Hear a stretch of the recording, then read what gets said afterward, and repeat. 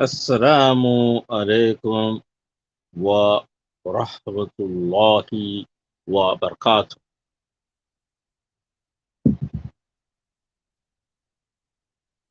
This evening, I'd like to discuss one of the biggest conversation in the manosphere about black women is brothers. In this particular case, in the African American Muslim community, a segment of the brothers are complaining about the black American sisters. And this is nothing new. The discord between the black man and the black woman existed before I was born. I'm born in the 78. And the demise or the dismantle of the nuclear black family in America.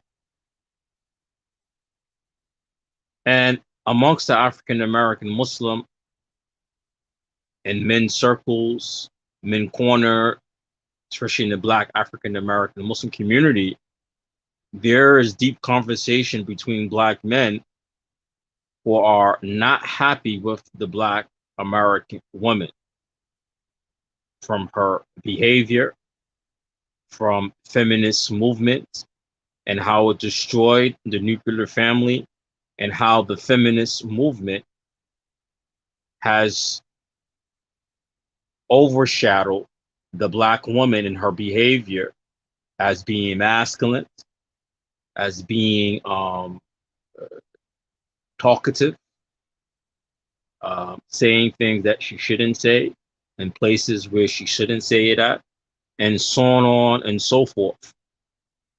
So I want to discuss today some of the things that the brothers complain about the black woman. I don't want to discuss about its origins. I already have a few videos on YouTube where I talk about how the African American Muslim women in America, she is very much like the wife of Lut and Nuh. I have these talks. I've been talking about this for a long time, that she had a description of the wife of Lut and the wife of Noah, and they, as Allah described them in the Quran, will be from the people of the hellfire. One, because they disbelieve in the message of Lut, the wife of Lut, she disbelieved in the message, meaning that she was with the people of Lut, Sodom and Gomorrah, and the wife of Noah, because outwardly she believed in his message, but inwardly she disbelieved. So I have these videos, these talks about this. But I want to discuss now some of the things from the brothers in, because some of the African American brothers who talk about the issues of the black women and African American Muslim women, is that a lot of the conversation is immature. And a lot of the conversations also are not constructive on how to repair these issues and where some of these issues come from related to slavery in America. Some of the issues come from that, but I believe it's more from the feminist movement, because if I look 50 years ago in America, especially in the black community, black women did not have these type of attitudes and behavior. She was deeply part of the nuclear family and keeping the household together. In modern times, the modern woman, through to the feminist movement, through the educational system, through to social services, government input into the black community, has caused this split in the black community. I want to talk now to brothers, or the African American brothers, who complain a lot about the African American sisters and decide, in a lot of cases, to marry outside of the race. A lot of brothers might go to the Middle East, might go to the Arab country, North Africa, Africa. Some brothers go to Southeast Asia, the Philippines, Indonesia, and places like this. And myself have explored these options myself and have got better options. And better marriages than the African American sister. So I already know from both spectrums how it is. But a mature conversation and being real with myself, I gotta look at it. If all of us marry outside our race and don't deal with our women, who else is going to marry them? A lot of the brothers put them off, and I can understand why. But the mature conversation now is uh, concrete conversation is how do you fix this? Now, a lot of us we look outside of our community and we compare our women, the Black African American women, to other races. And due to us being Muslim and in that multicultural community effect, we get to see how other women outside our race behave in the Muslim community. So, for example, you might see Arab Muslim and how the Arab Muslim women, in most cases, submit to her husband. We might go look at the Indian Desi Muslim community, and we might see how their women are submissive to their husband. We might look at the Southeast Asian culture and see how the Muslim woman, she's very submissive to her husband. And another African American woman might say, well, those women are not educated, not smart. But in reality, a lot of them are educated. Allah blessed me to travel to a few countries outside of the US. And I best believe that have very educated women in the Muslim world who are submissive to their husband and educated. Some cases, more educated than their husband. And they still are submissive. So us African American brothers, when we are making the comparison between the African American woman who has been bombarded with the feminist movement, who have been bombarded with white supremacy, who have been bombarded with all these social ills in the US that caused the Black family to become dismantled. We don't even forget the factor of how the crack epidemic, the AIDS epidemic, how these things had an impact on Black lives. If you grew up in the 80s, in the 90s, best believe the crack epidemic and you from the hood, some way, in some fashion, impacted your lives. Slavery impacted our lives. Jim Crow impacted our lives. Segregation impacted our lives, which also means it has impacted our relationship. But I think the feminist movement the feminist movement did the big number on the Black woman mentality and behavior. So look at that factor. Now we talk about the Muslim woman, and now we want to compare to other societies where we look at the Muslim women. She is more susceptible. She is more submissive. She is more feminine. Her religious devotion might outwardly appear to be more religious. Allahu alam. I lived in the Muslim world, and trust me, they could be covered fully covered. Muntaqliba, meaning wearing niqab and don't pray. That's But I lived in the Muslim country, so the woman could be submissive and could appear religious. So we're making these type of comparison, looking at the grass on the other side, right?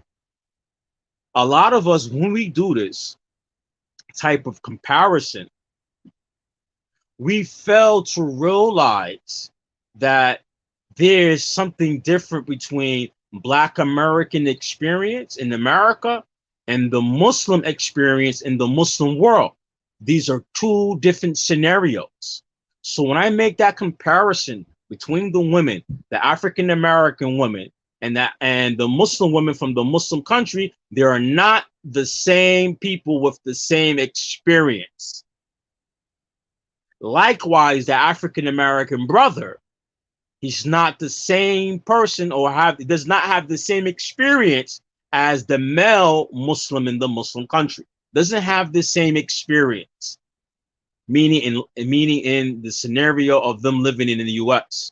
We don't have the same history or the same experience. So I can't compare Despite how the African American woman behave, I can't make the comparison between her as a Muslim and the Muslim woman from the Muslim country. Why I can't make the comparison?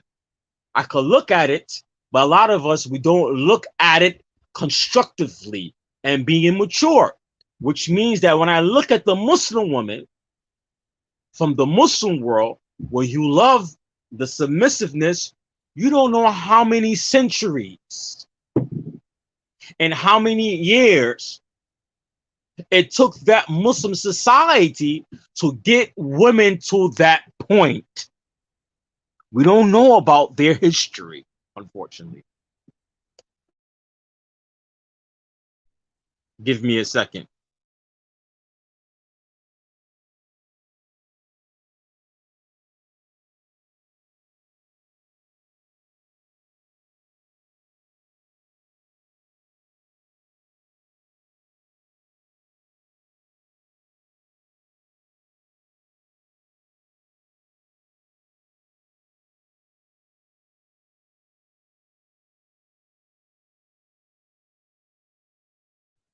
I needed some water.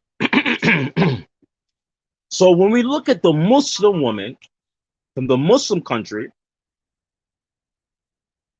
and try to make the comparison, is a lot of factors that you forget to look at. So let's look at some of the factors that got the Muslim woman in the Muslim country to be submissive like this. We have to look at some of the factors. Number one factor, which they have there that we don't have in the US from the African American Muslim community, the first thing is they have a Islamic institution. That's the first thing. They have Islamic institutions, either the Islamic Muslim government or the society that have the institution that preserve the Islam through its scholars and educational system. Which means that the Muslim men, the Muslim scholar, and the Muslim government, which is made of Muslim men, put in their system Islam and Islamic law and Islamic jurisprudence in the position where it preserves the natural fitra of the Muslim woman. From the educational system for the Muslim women, and tarbiyya, Islamic education, talks, lectures, and then these things didn't happen overnight. Didn't happen in the last 5 years. Didn't happen in the last 10 years. And it didn't happen in the last 20 or 30 years. Another good example, when you look at this, if you go back to some of the Muslim countries, especially the Arab Muslim countries, who has documented their history and have modern day ways to document their history, where you could go in Egypt, for example, or North Africa, like Egypt, and you could look at films and documentaries about a good 50 years ago, and you'll find 50 years ago, like in Egypt, the Muslim women were not wearing hijab, especially in the era where they had the colonialists ruling them. And then when they expelled the colonialists, they still had Muslim women in some part of their societies not wearing hijab, feminist movement, and all of this. Egypt is a great example of this, and I spend time living in Egypt. But if you go look at Egypt society today, you will find that many women in Egypt wear hijab, wear niqab.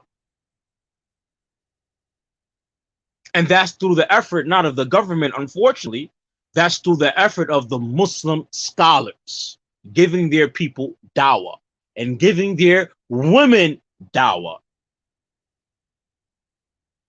So when we turn around and we try to compare now the Muslim women in America, the African American women who have been through slavery, Jim Crow, and other forms of segregation, redlining, separated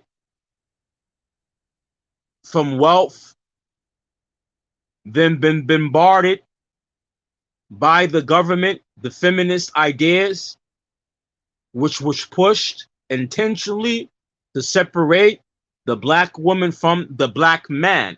And unfortunately, a lot of the black feminists don't want to tell the truth that the feminist movement was started by white females who are white supremacists.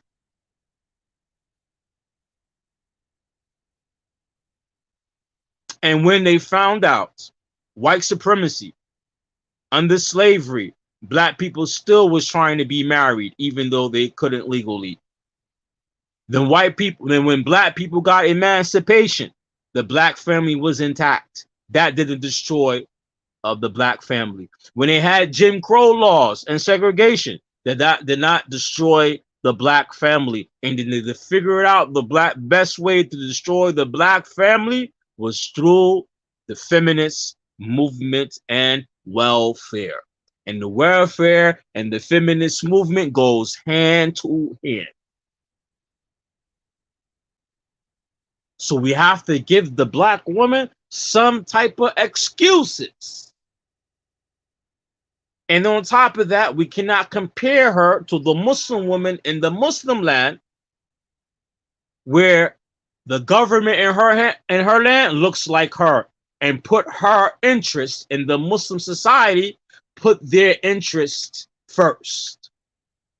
We don't have that. We don't have that luxury in the U.S. where the government of the U.S. put black people's interests first. No.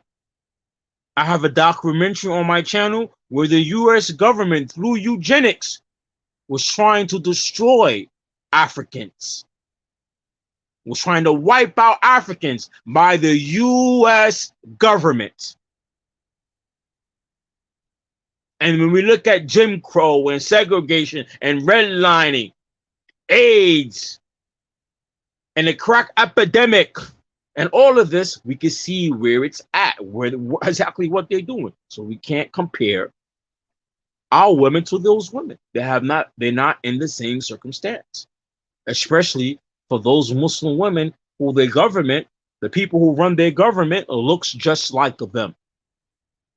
The people who run our government in the U.S. do not look like us.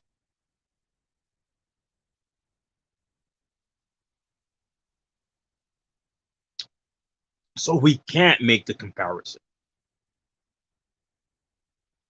And when we start looking to the origin of the issues, we know what the origins are. Well, now al-latija for the solutions or the solution, then we have to start being realistic. The solutions are Islam, and it's not going to change overnight. They're not going to change overnight. That's just a reality. Even in the Muslim world, the women didn't change overnight, especially in those societies where the Muslims been conquered by the colonialists. The woman came out of hijab. I tell people in a hot second, the first people to come out of hijab in the Muslim country, the first group of women to come out of the hijab in the Muslim country was Egypt, the Egyptian woman. Egypt, they don't like to say that, but that's true. Egyptians, then the Moroccans. Their women were the first women to come out of hijab in the Muslim world, in that Muslim Arab world. The first woman to come out of hijab. And that was through feminist, the colonial feminist movements. If I go to Egypt today, you're going to find a majority of all the women wear hijab. Where'd that come from? That came from the effort of the scholars of Islam in Egypt. Through their institutions and their educational system and giving dawah from the scholars. Didn't even come from their government. Didn't come from the Egyptian government. The Egyptian government don't care too much about Islam, only to a certain point or level. It came through the religious universities and institutions and the scholars of Islam giving dawah. So back in the 1950s in Egypt, the women were not wearing hijab. And today in Egypt, you find majority of all the women wear hijab.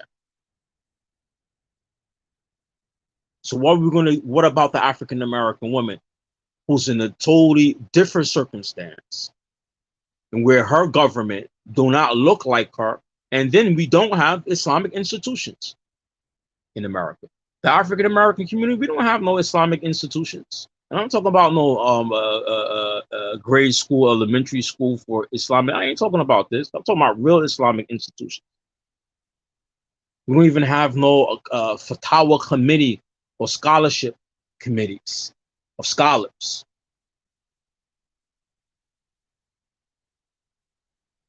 You don't have no research team of Muslim scholars in the African American Muslim community. We don't even have a financial institution. We don't even have a medical institutions. Let alone we're going to have Muslim scholars who have a network to discuss and research these things. But we want to complain about the African American Muslim women, and we don't have none of the essential things that is needed so dawah could be given to them on a mega level. Those institutions those type of institutions I mentioned, they have them in Muslim country which foster the women to be how you see them today in the Muslim world. And some of these countries for years or hundreds of years or centuries, they have to evolve their society to the woman to get to that level. And then those Muslim countries that have been invaded and conquered by the colonialists, when the colonialists left, those scholars had to do work to fix their women in their society.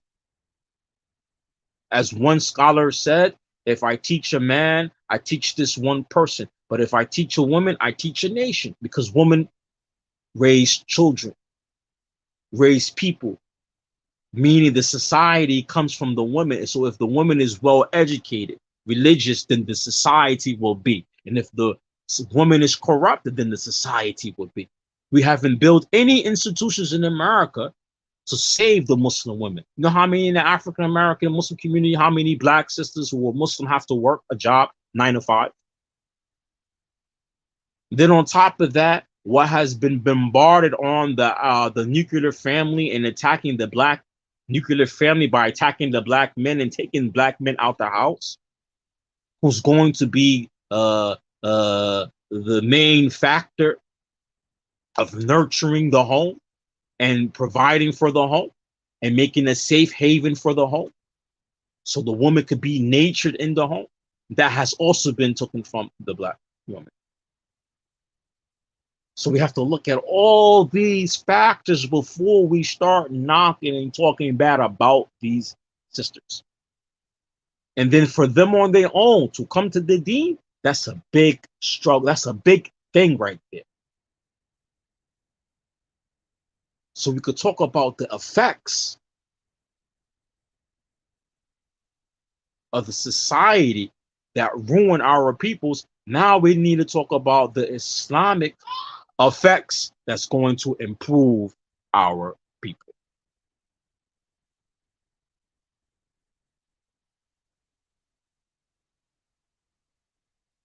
It's real conversation.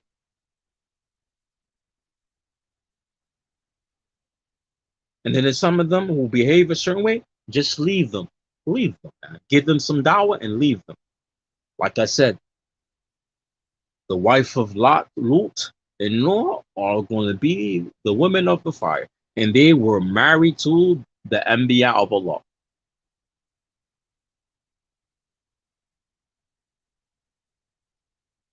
And Noah was a Rasul also. And despite his wife being married to the Prophet and the Messenger, she's still what? She's still going to the Jahannam. So hey man, we do our best, but we can't sit here and complain and don't look at we're not providing as Muslim men the institutions that nurture the women to be in these type of manner. If I go to the Muslim country and you see the woman dressed a certain way and submissiveness, because society has natured her to be this way, have preserved her to be this way through the Islamic institutions, whether it's government or educational or scholarly. We have done none of those things in the African American Muslim community. We have done none of those things. So what we see is from the effects of systemic racism, redlining, the feminist movement, what type of effects needs to improve her condition is that then, hey, we have to build some of these institutions, which we're not building, which we're not doing our end. So we can't complain about the women. And then collectively as a community, the African American community, collectively, we're not doing our job as a community. If we can't build a community then we can't preserve women and children. Then we can no longer start complaining about these women. And then we can't compare them to the women in another Muslim country that have been Muslims for centuries and has the institutions to preserve the woman to be this way. That's some food for thought, something to make some of us to think about.